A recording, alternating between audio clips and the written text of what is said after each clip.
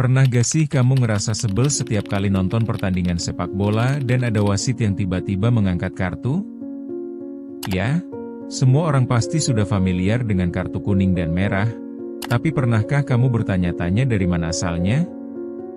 Ini bukan sekadar alat hukuman, tapi dipenuhi dengan cerita dan makna yang jauh lebih dalam. Nah, mari kita tengok lebih jauh. Kita mulai dari bagaimana semua ini dimulai. Sejak kapan wasit punya kekuatan untuk memutuskan nasib pemain lewat selembar kartu warna-warni? Yuk, kita gali akar sejarahnya yang kadang tertutup debu zaman. Dan siapa tahu, kamu bisa jadi lebih peka dalam menikmati setiap detik pertandingan. Chapter 1, Sejarah Kartu dalam Sepak Bola. Yuk, kita mulai dari awal. Dulu sekali, sepak bola hanya dijalankan dalam permainan yang sangat sederhana, tanpa kartu, tanpa hukum yang ketat. Jadi, wasit berperan untuk memastikan permainan berjalan dengan baik. Masalahnya, seiring berjalannya waktu, banyak pemain yang merasa bisa berlaku semena-mena. Coba bayangkan, ada pemain yang komplain kalau dia dilanggar, padahal dia sendiri justru sering bikin masalah. Nah, itulah kenapa kartu kuning dan merah jadi solusi. Kartu kuning pertama kali diperkenalkan pada tahun 1970 di Piala Dunia. Hasilnya, justru memberikan efek jera yang signifikan. Mereka yang tersandung masalah langsung kena sanksi, sebuah langkah yang tampaknya sederhana, tetapi revolusioner. Dari sinilah, konsep kartu mulai menyebar dan akhirnya menjadi bagian yang tak terpisahkan dari sepak bola modern. Chapter 2, Arti Kartu Kuning dan Merah. Setelah kamu tahu asal-usulnya, mari kita bahas makna dari kartu kuning dan merah itu sendiri.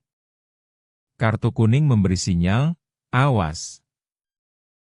Sebuah peringatan bukan?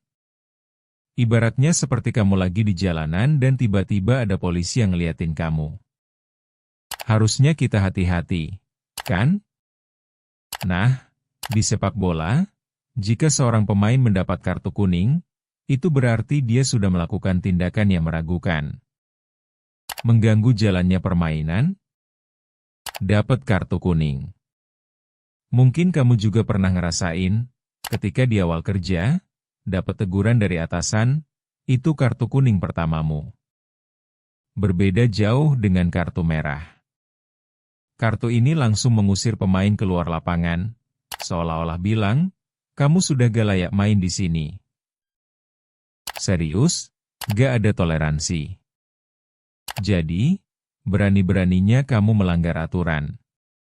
Ini seperti hubungan toksik, yang harus segera diakhiri. Kartu merah adalah konsekuensi nyata dari tindakan yang gak bertanggung jawab.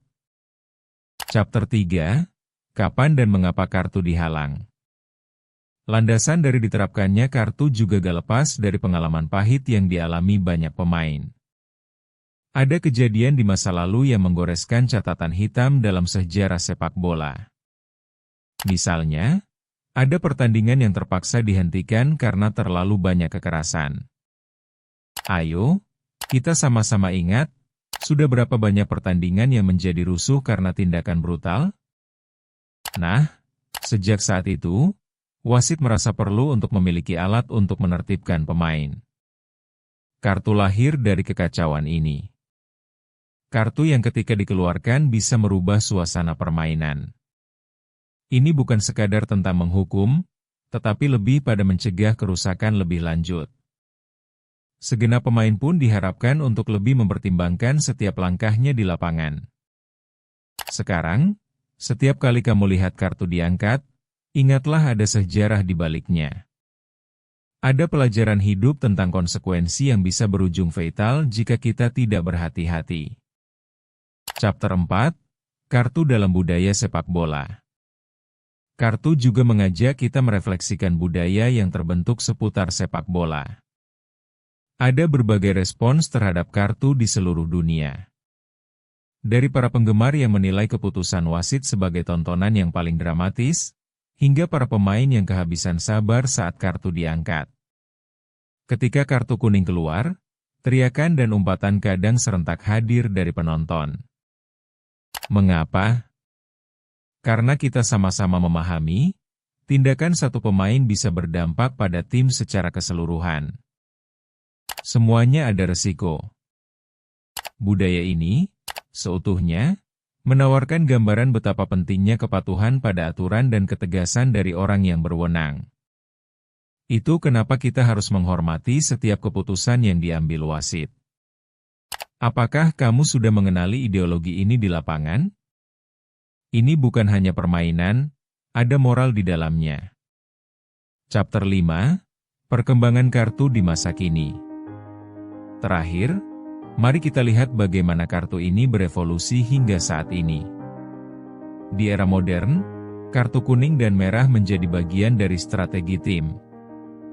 Ada pelatih yang bisa terpaksa bekerja keras mengatur taktik seusai kartu dikeluarkan. Pernah dengar istilah manajemen kartu? Pemain harus tahu kapan harus bertindak dan kapan harus menahan diri. Misalnya, kamu bisa lihat di liga-liga besar, pemain yang sudah mendapat kartu kuning cenderung akan lebih hati-hati. Ini mengajarkan kita bukan hanya tentang bermain sepak bola, tetapi bagaimana mengelola risiko dalam kehidupan. Di luar lapangan, banyak hal mirip seperti ini. Apakah kamu sudah mengingat batasan dalam tindakanmu? Lapangan bukan hanya kesenangan, tapi pelajaran berharga yang bisa diambil dari setiap kartu yang ditampilkan. Terima kasih telah menyimak, terus ikuti Memoria untuk lebih banyak cerita menarik. Karena setiap hal punya asal.